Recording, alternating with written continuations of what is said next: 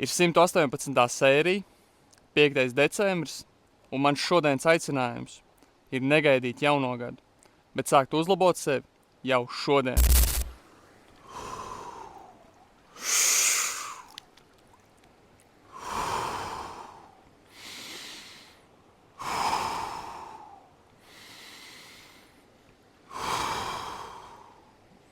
Tava iekšējā balss, kas tev bremzē, tevi iznīcina.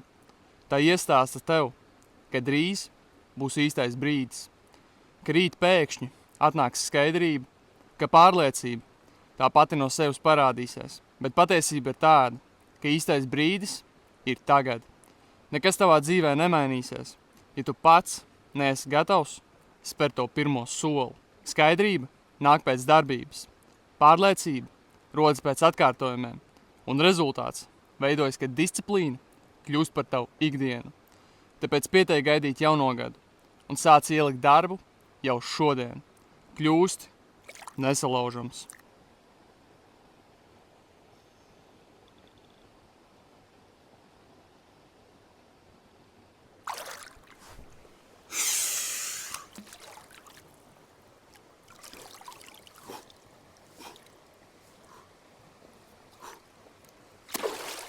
Sāc tagad.